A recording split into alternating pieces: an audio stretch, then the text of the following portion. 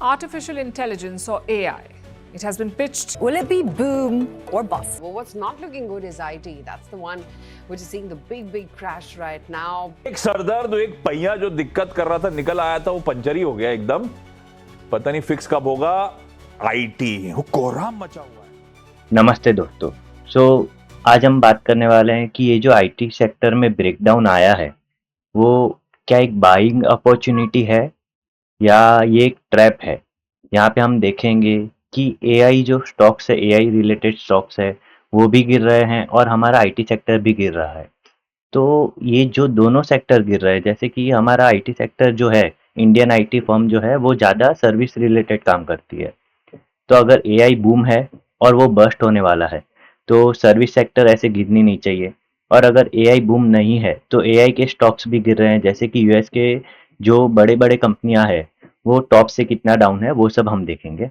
तो without time waste करें हम देखते हैं कि ये जो एआई का बबल है, सब बोल रहे हैं कि एआई बबल है, तो क्या ये सच में एक बबल है? तो मुझे बहुत ही ज़्यादा डाउट है कि ये बबल नहीं है। बट अगर एआई बबल है भी तो हमें कहाँ पे इन्वेस्ट करना चाहिए? अगर एआई बबल है तो हमारा जो आईटी सेक्टर है वहाँ पे बूम आ सकता है, क्योंकि हम सर्विस रिलेटेड काम करते हैं। तो अगर एआई का बबल बस्ट हो जाता है तो यहाँ पे हमें फ़ायदा हो सकता है। पर फिर भी हमारे आईटी आईटी की जो भी कंपनियां हैं वो बहुत ही ज़्यादा डाउन चल रही है, बहुत ही ज़्यादा गिर रही है डे बाय डे। तो क्या ये एक बाइंग अपॉर्चुनिटी है? यहाँ पे अगर हम देखें तो एनवीडिया का बीच में 1 साल पहले, या आप ऐसा बोल लो कि 6 मंथ्स पहले, ऐसे सारे रूमर्स चल रहे थे कि ये जो एआई है वो बबल है। कैसे कि एनवीडिया जो है वो बहुत ही बड़ी कंपनी है यूएस की। वो वैसे करती है कि जो अपना ओपन एआई है, चैट जीपीटी, उसमें इन्वेस्ट करती है। बाद में चैट जीपीटी रिटर्न एनवीडिया में इन्वेस्ट करती है। ये पिरामिड टाइप हो गया कि खुद की एआई कंपनी आई, खुद में इन्वेस्ट कर रही है, एक दूसरे में इन्वेस्ट करे जा रही है और खुद का मार्केट कैप बढ़ाए जा रही है। बट क्या ये सच है या उन्हें वो पैसे की ज़रूरत है एक्सपांड करने के लिए? तो ये हम बता नहीं सकते अभी, जब तक वो अगर बबल बर्स्ट नहीं होता तो ये प्रॉपर जो है वो डेवलप हो रहा है, एआई प्रॉपर डेवलप हो रहा है हमारे लिए। और रिसेंटली जो न्यूज़ आई है, एंथ्रोपी करके एआई है, उन्होंने खुद के प्लगइन्स इंट्रोड्यूस किए थे जो ह्यूमन रिलेटेड टास्क है, मतलब हमारा जो सर्विस रिलेटेड काम करती है आईटी कंपनियां, इंडियन आईटी कंपनियां, तो वो जो टास्क है वो ऑलमोस्ट सारे एआई कर पाएगी विदाउट ह्यूमन इंटरवेंशन। तो उसके चलते हमारा आईटी सेक्टर बहुत ही ज़्यादा गिरा था। पहले वो 5% गिरा और बाद में उसके बाद और 2 दिन 5% गिरा। तो ऑलमोस्ट 15% का करेक्शन 3-4 दिन में आ गया। तो ये जो फियर है उससे क्या हमें डर जाना चाहिए, या हमने अगर इन्वेस्ट किया है आईटी सेक्टर में तो इन्वेस्टेड रहे, या वो जो पैसा है वो दूसरे कोई कंपनी में डाले, या तो फिर और इन्वेस्ट कर सकते हैं कि नहीं वो भी हम देखेंगे। तो सबसे पहले अगर हम देखें तो ये जो अगर एआई बबल नहीं है तो एआई के स्टॉक्स क्यों गिर रहे हैं? जैसे कि यहाँ पे मैं यूएस के जो बड़े बड़े स्टॉक्स है एआई रिलेटेड जो काम कर रहे हैं उसका मैं चार्ट ओपन कर लेता हूँ। यहाँ पे सबसे पहले मैं गूगल का चार्ट ओपन कर लेता हूँ। गूगल का अल्फाबेट नाम है, एक सेकेंड, ये रहा। तो अगर यहाँ पे मैं ओपन करूँ तो ये एआई बबल में तो जरा भी नहीं लग रहा है, और रिसेंटली न्यूज़ के चलते ये डाउन हुआ है। तो कितना डाउन है? ये 12% डाउन है। तो यहाँ पे बहुत ही अच्छी इन्वेस्टिंग अपॉर्चुनिटी है। अगर आप यूएस मार्केट में इन्वेस्ट करते हो तो आपको बकेट ऑफ जैसे बड़े बड़े स्टॉक्स है वो इन्वेस्ट कर सकते हो वहाँ पे। तो गूगल रिसेंटली न्यूज़ के चलते डाउन हुआ है, उसके पहले तो वो अपसाइकल में ही था। यहाँ पे अगर हम देखें तो बहुत ही अच्छा रनअप दिया हुआ है। देन उसके बाद कौन सा, अगर हम अमेजोन देखें, अगर हम अमेजोन देखें तो रिसेंटली सेम इसका भी वही चार्ट है। रिसेंटली वो डाउन आया, और वो कितना डाउन आया? अपने टॉप से 20% जितना डाउन आया है। अगर मैं एग्जैक्ट यहाँ पे ले लूँ तो 22% यहाँ पे अपने टॉप से डाउन है। तो ये मुझे कहीं से भी ऐसा नहीं लग रहा है कि बबल में है। अगर बबल में है तो बस्ट होगा, एक इन्वेस्टिंग अपॉर्चुनिटी भी हो सकती है हमारे लिए। बट यहाँ पे जो बड़े बड़े स्टॉक्स है वो 22%। देन और कौन सा देखें? एनवीडिया। एनवीडिया अगर हम देखते हैं तो एनवीडिया तो जरा भी नहीं गिरा, मतलब वो बहुत ही कम गिरा है, सिर्फ 13% जितना अपना ऑल टाइम से डाउन है। तो ये मुझे एआई का बबल तो नहीं लग रहा।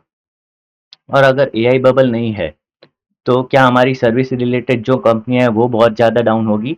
तो वो भी मुझे नहीं लग रहा। पर अगर ये एआई बबल है तो यहाँ पे देखो, आप अगर गूगल का देखोगे तो गूगल ने रिसेंटली 100 ईयर, मतलब 100 साल जितना लंबा चलने वाला बॉन्ड इंट्रोड्यूस किया है।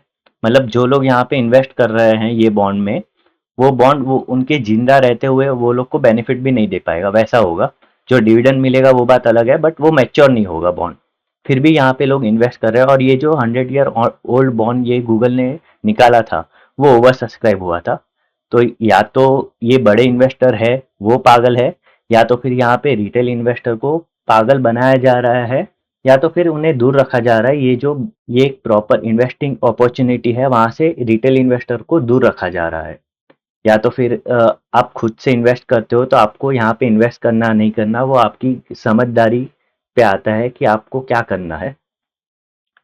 देन रिसेंटली जो इंडियन आईटी कंपनियां है वो गिरी थी। तो सबसे पहले हम क्या देखेंगे, इंडियन आईटी का जो इंडेक्स है वो देखेंगे। तो यहाँ पे सबसे पहले मैं आपको बताऊंगा कि ये कितने साल से, अगर मैं यहाँ से देखूँ, ये कितना हो गया, 1657 डेज, मतलब ऑलमोस्ट 4.5 साल हो गया। 4.5 साल से वो एक ही रेंज में है, वो रेंज से निकला नहीं है। 4.5 साल से ये मतलब आईटी कंपनियां हमारी चली नहीं है। देन यहाँ पे अगर मैं सपोर्ट लाइन भी बनाऊँ तो रिसेंटली इसने जो सपोर्ट बनाया था, ये मैं वीकली डे पे देख रहा हूँ आपको इजी टू अंडरस्टैंड के लिए। 1 सेकेंड, आपको इजी हो जाए अंडरस्टैंड के लिए, इसके लिए इसको फुल कर देते, चार्ट को फुल स्क्रीन करके यहाँ पे वन वीक का चार्ट मैं लगा देता हूँ। तो यहाँ पे मैंने 1 वीक का चार्ट ओपन कर लिया है। वीकली बेसिस पे देखे तो ये बहुत ही बड़ा सपोर्ट है। तो ये सपोर्ट इसने ब्रेक नहीं किया है। और डेली बेसिस पे भी अगर मैं यहाँ पे देखूँ तो वो जो गिरावट आई थी लास्ट डे, मतलब फ्राइडे को, वो पूरी रिकवर हो गई है यहाँ पे। अगर आप देखो तो टॉप से ये कितना डाउन था, 4% डाउन था। और उसने सेम डे पे यहाँ पे कितना रिकवर कर लिया खुद को, ऑलमोस्ट 4% जितना खुद को रिकवर कर लिया है। तो ये एक इन्वेस्टिंग अपॉर्चुनिटी भी हो सकती है आईटी सेक्टर में। बट क्या हमें यहाँ पे इन्वेस्ट करना चाहिए? अगर आपने यहाँ पे ज़्यादा ही इन्वेस्ट कर दिया आईटी सेक्टर में तो खुद के पोर्टफोलियो से 5% से ज़्यादा कोई भी एक स्टॉक में नहीं लगाना चाहिए। तो ये आप खुद ही स्मार्ट हो कि क्या करना है। यहाँ पे ज़्यादा, यहाँ पे वैल्यूएशन करेक्शन है तो थोड़ा सा एक्स्ट्रा लगा सकते हो। आप खुद स्मार्ट बनो और जान जाओ कि यहाँ पे इन्वेस्टिंग अपॉर्चुनिटी है, यहाँ पे ग्रोथ का जो पोटेंशियल है कि नहीं है, वो आपको खुद को समझना चाहिए। देन यहाँ पे अगर हम देखें तो ये टॉप से कितना डाउन है, टॉप से ये 31% डाउन है। और अगर ये वापस टॉप पे जाता है तो वो ये 31% ऊपर नहीं जाएगा, ये ज़्यादा ऊपर जाएगा, 45% जितना ये अपसाइड दे सकता है। और अगर हम ये रिसेंटली उसने जो हाई बनाया था वो भी देखते हैं तो वो कितना जा सकता है। तो यहाँ पे 30% जितना रिसेंटली उसने जो हाई मारा है, जो कितने दिन में उसने ये गवा दिया था, 1 सेकेंड, एक यहाँ पे इसने टॉप से यहाँ पे नीचे आने में कितना दिन लगाया, सिर्फ 10 दिन लगाया है। तो क्या ये 3 महीने में ऊपर 10% या 30% ऊपर नहीं जा सकता, ये हमें देखना है। यहाँ पे एक स्विंग ट्रेड की अपॉर्चुनिटी भी बन सकती है। और वैल्यूएशन वाइज देखे तो यहाँ पे मैं स्क्रीनर ओपन कर लेता हूँ। अगर स्क्रीनर में मैं आपको बताऊँ तो टीसीएस का वैल्यूएशन देख लेते हैं। नहीं, सबसे पहले हम आईटी सेक्टर का ही वैल्यूएशन देख लेते हैं। निफ्टी आईटी, अगर निफ्टी आईटी का वैल्यूएशन देखे तो यहाँ पे पी हम 5 ईयर के बेसिस पे देखे तो 5 ईयर के बेसिस पे यहाँ पे लोएस्ट कितना गया था, 23। और अभी कितना चल रहा है, अभी भी 23 चल रहा है। तो ये जो वैल्यूएशन था वो कब मिला था हमें, 2023 को ये एक बार वैल्यूएशन मिला था। उसके बाद वो लेवल पे पी वाइज भी नहीं आया, तो ये अभी आया। तो ये बहुत ही बड़ी अपॉर्चुनिटी हो सकती है। और उसके बाद 10 ईयर का भी देखे तो ये जो मीडियम पी है उसके भी नीचे चल रहा है। तो वैल्यूएशन वाइज भी यहाँ पे अट्रैक्टिव लग रहा है। देन TCS, पर्टिकुलर स्टॉक्स भी देख लेते हैं हम। TCS अगर हम देखें तो पी वाइज हम देखें तो कितना उसका अभी रिसेंटली पी कितना है 19.1। 5 ईयर का मतलब 5 ईयर के बेसिस पे ये सबसे डाउन है। और ये जो कंपनियां है वो ऐसा नहीं है कि एआई रिलेटेड काम नहीं कर रही। आप अगर सर्च करोगे, इसके इन्वेस्टर प्रेजेंटेशन पढ़ोगे तो आपको पता चलेगा कि इन्होंने इतना सारा इन्वेस्टमेंट किया है एआई रिलेटेड, तो आगे जाके इनका जो रेवेन्यू है वो भी बढ़ने ही वाला है। तो अगर वैल्यूएशन वाइज भी यहाँ पे देखें तो टीसीएस का क्या है, ये 3 साल एक ही रेंज में रहता है उनका रेवेन्यू, और उसके बाद जंप आता है 2-3 साल, उसके बाद वापस 3 साल का सेम ये जो टाइम पीरियड है वो रहता है, उसके बाद वापस एक जंप आता है। तो ये एआई रिलेटेड इन्होंने जो इन्वेस्टमेंट की है वो पिछले 1-2 साल से चल रही है, तो और 3 साल यहाँ पे आ सकते हैं। जैसे नेट प्रॉफिट में यहाँ पे देखें तो 2016 से देखते हैं, 2016, 24, 26, 25 मतलब सेम रेंज में है। उसके बाद जंप आया, बड़ा जंप आया, और उसके बाद वापस यहाँ पे अगर मैं देखूँ तो 3 साल 22, 23 ये जंप है। देन यहाँ पे वापस 24, 25, 26 सेम रेंज में है। तो यहाँ पे आगे जाके क्या ये स्टॉक्स में जंप नहीं आ सकते? ये स्टॉक ने जो इन्वेस्टमेंट किए हैं, जो बड़े बड़े लोग हैं उनको पता है एआई का जो इम्पोर्टेंस है, वो उनको पता है। तो वो जो जब इन्वेस्ट कर रहे हैं तो उसका आउटकम भी आएगा। तो वैसे ही अगर इन्फोसिस भी आपको देखना है तो इन्फोसिस का भी सेम है। पी वाइज भी यहाँ पे आपको 5 ईयर में लोएस्ट दिख रहा है, 10 ईयर में मीडियम पी से नीचे है। सेम यहाँ पे ये सेम, ये जो भी बड़ी बड़ी कंपनियां उनका सेम चार्ट पैटर्न है।